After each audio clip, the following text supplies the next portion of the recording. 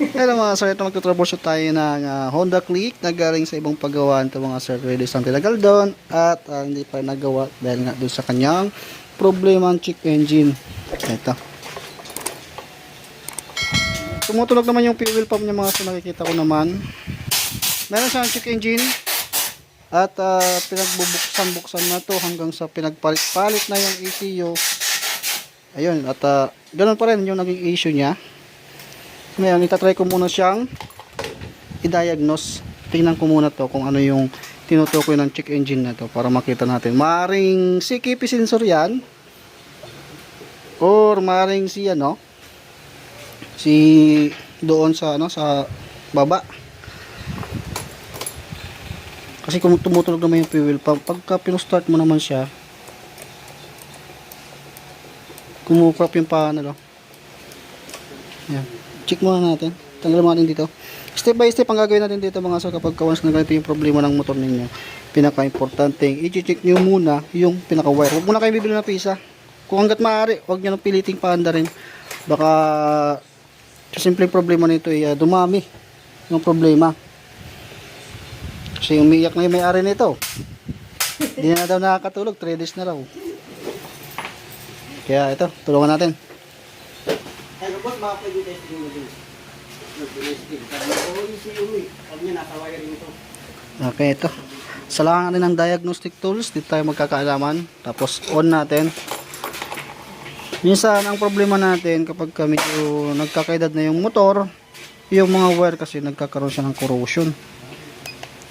Pero mas magandang ma-check natin sa diagnostic tools kung ano yung tinutukoy na error nito. Baka driver error. Driver error. Driver, palit driver. Palit driver, no? Pinapatawa ko lang yung customer natin kasi pagdating dito kanina pa malungkot. Ang layo ng tingin, di makausap. Ito yung tinutukoy na EOT sensor damage or short. Tapos injector, CKP sensor. Ayan, ito yung latest natin. Yan, naka-highlight kasi. Yan yung pinaka-latest. Okay, tatry ko muna siyang buburahin kung kayang burahin to nang mawawala din yung kanyang check engine. Okay, nawala yung check engine niya. Tapos, makikita naman natin yan uli kapag in-off natin yung susian at bumalik, ibig sabihin yung error na tinutukoy niyan andun pa rin. Yan, in-off ko siya. Ayan, nawala naman yung check engine niya, kaso nga lang hindi niya kayang paandarin yung motor. Testing natin. Ayan o. Click, click, click, click lang. Click, click, click lang. Hindi siya bumalik yung kanyang check engine. Ayan, nawala yung check engine, ibig sabihin goods yung ECU nito. Okay, kapag ganito, obserbahan nyo yung relay, kung tumutunog yung relay sa baba, kapag nagpo-start ka, yan, tumutunog naman kaso kumukrop yung panel. Baka lupat yung battery nito. Okay, charge mo natin yung battery. Tapos, pag na-charge natin yung battery nya, try natin yung ECU socket dun sa try natin. Maaring sunog yan or may problema rito. Kasi binuksan din daw ito eh. Binuksan to, pero binuksan mo na maayos. Hindi nakatiwangwang. Parang may tumukod na isa yung pagkabalik niya, may tumukod na ano ba yung tornilyo? Oo. Binalik ko pa kasi iniikot ko ay maikot pala yung isang alley rings nakatukod sa Eh di pinaka-importante, bubuksan ko na lang din. Sige. Wala kang magagawa kasi hindi naman ikaw ang gumagawa, ako naman gumagawa. Balik ba dyan? Sige. Pinapatawa ko lang tong customer kasi nga kanina pa malungkot to eh. Sige. Okay, buksan ko muna tong kanyang tapos charge ko yung battery muna. Kaya ito mga sir, binalik ko yung kanyang battery at na-check ko naman. At napapaikot niya pala mga sir na bahagya nga lang. Parang ang ikot niya parang ganyan-ganyan lang siya. Ganyan-ganyan niya. At tinanggal ko na rin tong radiator niya. Ito puro kalawang. Kaya ngayon, isa naman ang isusunod ko ay doon. Doon tayo magkakalas. I-check natin yung ground yan mga sir. Tapos yung wire dyan, i-check natin. Ito na mga sir, nakalas-kalas natin yung kanyang bearings. At pinagtatanggal-tanggal ko na rin yung mga sakit kasi nga i-sprayan ko siya ng contact cleaner. Alam nyo naman kasi mga sir, pagka once na nagtutroubleshoot tayo ng wiring, lalo naman at nagkaroon siya ng check engine at natanggal naman, ibig sabihin maaaring nagpo-poor connection yung kanyang mga sakit. Yan ang yan ang isa sa mga na kailangan dapat yung i-regular na i-check up or pinapa-check. Kahit man lang malinisan, kung marunong naman kayo magtanggal nito, basta pinaka-importante, disconnect nyo to or disconnect nyo yung battery para kahit pa paano kung sakali mag-i-spray kayo hindi maapektuhan si ECU. Yan, i-spray natin to hanggang dito. Nakita ko naman dito, yan, nag-corrosion to. Eto, spray na natin ang contact cleaner. Tapos after kong sprayan ng contact cleaner to mga sir, i-compress ko yung mga female. Ayan. Parang bang nanulungan sa punso. Parang may naapakin. Relax ka lang.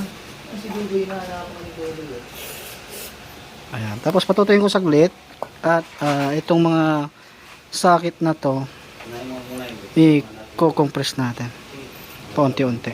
Tapos ito, lalagyan ko ng tingga or yung wire mga sir na maliit, susok-sok ko dyan para hindi siya naglulos dahil napapaikot niya naman ng bagya-agya yung kanyang crankshaft. Maaring poor connection lang to. Tapos yung sa ground, yan, check ko mamaya yan, maglalagay ako ng isang wire, ilalagay ko sa ground ng battery. Isa rin po yan mga sir kung bakit niya mapaikot yung makina. Ito mga sir, na-sprayan ko na siya at nalagyan ko na rin siya ng yung wire, ibla ng wire at ibabalik ko na dito. Tapos tatry natin kapag once na ganoon pa rin at sinit naman natin lahat ng mga sensor na, suksok muna. Okay, naisuksok ko na siya. Tapos balik ko to para yan, pili ko na lahat na. At kapag once na ganoon pa rin yung problema niya, isa na lang yung iisipin nyo dyan. Basta gamit lang kayo ng long nose na matulis, i-compress nyo yung mga wire, yung mga female para maging pitted siya. Kasi sa katagalan kasi ng unit na to, or kung malapit sa dagat yung motor, pansin ko parang taga na butas to. Kasi kalawang nga. Yan. Testing natin. Kapag once na ganun pa rin, ito naman yung susubukan nyo. Kasi totally hindi nyo ito malalaman na defective to. Gawa kasi ng tumutunog-tunog naman. Kaso magbe-base na lang din kayo dun sa on natin. Yan. Wala naman siyang check engine. Wala na. Kaya hindi problema ang issue nito. Ayan. Napapaikot niya naman. Kaso kunting-kunti lang. Kaya isusunod natin gagawin ay magpapalit tayo ng relay. Ito. Palitan nyo to. Ito. So iiwan mo yung Last na to. I-check nyo. Kailangan mapalitan nyo to. Kasi naka electrical tape na. Maaaring nabutas na to. Yan yung isa sa mga problema kapag ganyan yung naging problema. Yan. Kaya dapat ingatan yung hindi mabasag yan. Kapag nabasag kasi yan at nagkaroon ng maaaring mag-moist yung box dyan, papasok yung tubig, doon magkakaroon ng problema yung relay na yan pag nabasag. Okay, try tayo ng relay. Yan, meron akong relay dito. Yan, tinanggal ko na nga yan. Inisprayan ko na rin ng contact cleaner to. At itatry natin kung lalakas na ba yung ikot ng magneto. Okay, try natin. Yan, wala siyang check engine. Chinuse ko lang kasi yung battery kaya 12.2 standard yun. Yan. Post start ko. Okay, mandar siya. Yan, mandar.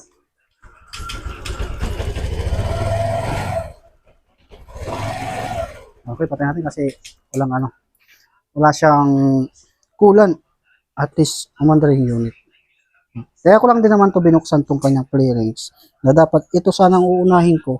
Kaso nga lang, ay galing sa ibang paggawaan. Siyempre, mahirap naman din yung ah, basta-basta ka nang pagpapalit ng ganyan. Baka mamaya may nag-loose lang dito or baka mamaya merong bitag na parang ikaw yung magiging last touch. Yun yung iniiwasan namin. Kaya napaka-importante yung chine-check muna natin. Ayan, ibig sabihin, relay lang yung naging problema nito. Yan, tapos nilinisan ko na rin contact cleaner kasi nga medyo kinakalawang. Kaya pa-check nyo to. Saka yung relay, dapat wag mababasag yan. Yan, i-intact ko na yung wire nya. Ayusin ko muna. Ayan naman sa, binabalikan natin yung kanyang mga pairings. Tapos, dahil tubig madalas ang ginagamit dyan, coolant na ilalagay natin dyan. Para mapandar natin. Kaso magpapabili tayo ng relay na maliit. Ay yung malaki na relay. Yung power relay kung tawagin. Or charging relay. Okay, balik muna natin.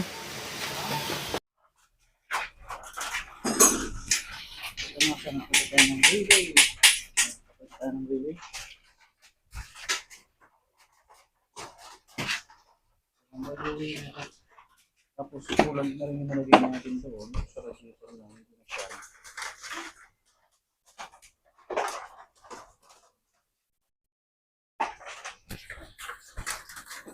Yan.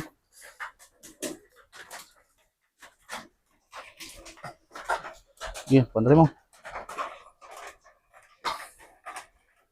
Saan kaya may-ari nito?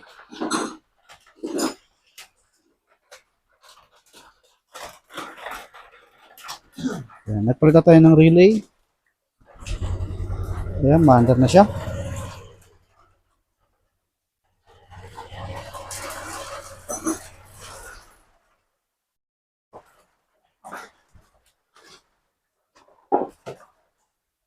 Tutulong natin kasi dinala naman tong butong na to hindi na umaandar.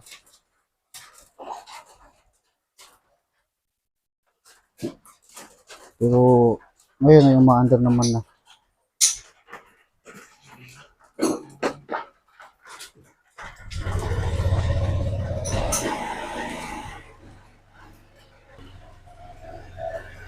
Yan, makikita nyo yung mga wire niya. Kilala ng unang gumagawa yan mga sir.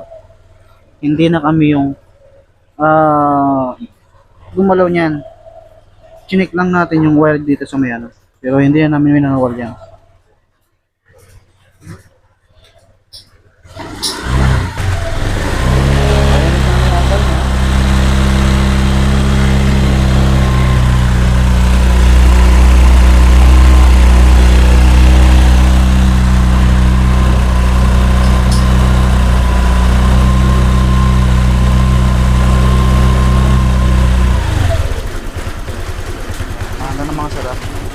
Goods na to.